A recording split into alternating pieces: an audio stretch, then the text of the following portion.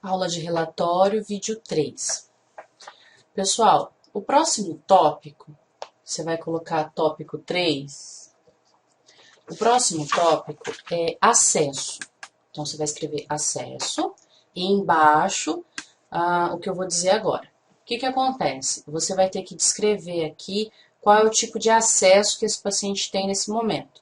Ele pode ter um AVP, e lembrando que você tem que dizer em que local está, se está em fossa cubital, antebraço direito, antebraço esquerdo, dorso da mão, né? Não, o Corém já indica que, assim, para a gente evitar apenas a palavrinha membro superior direito, você tem que especificar exatamente em que local do membro superior direito está esse acesso. Considerando que o paciente de UTI, a maioria deles vai ter acesso venoso central, então você vai colocar CVC, e também você tem que colocar onde está esse acesso venoso central. Então, você vai colocar paciente mantém CVC em quais os locais que o intracate pode estar? Jugular, direita ou esquerda. Região da subclávia, direita ou esquerda. Ele também pode ter um catéter na femoral, direita ou esquerda. Ele pode estar com catéter de pique. Então, você vai descrever aí onde que está o catéter desse paciente. Se você quiser, você também pode colocar o que esse paciente está recebendo no catéter. Então, você não precisa colocar detalhadamente os ml hora, mas você pode colocar paciente com CVC em subclávia direita, com infusão de sedação e noradrenalina. Ponto. Se eu quiser saber quanto está essa infusão, eu vou e olho na folha de balanço, né? Mesmo porque isso é bem flutuante durante o plantão, essa questão do ml hora, certo? Se o paciente está, se ele está com um CVC com curativo filme, também você pode colocar. E aí, depois o item 4 você vai escrever assim, item 4, dispositivos, que é onde a gente vai escrever todos os dispositivos que esse paciente tem. Dispositivos. Certo? A gente vai descrever aqui todos os dispositivos que esse paciente tem.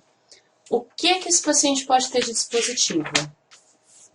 Ele pode ter sonda nasogástrica, sonda nasointeral. E aí, se a gente for mencionar esse tipo de sonda, a gente tem que colocar em que narina está fixada.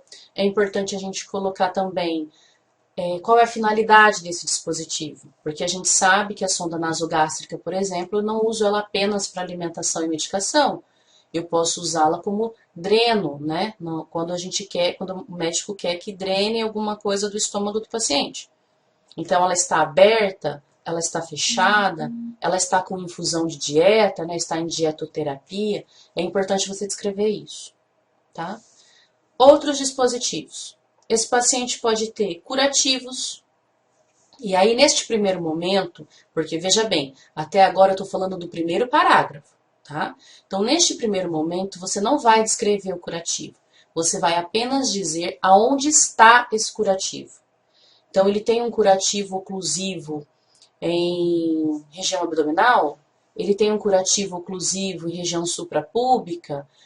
Então, você vai apenas dizer se ele tem ou não um curativo e aonde está. Por quê?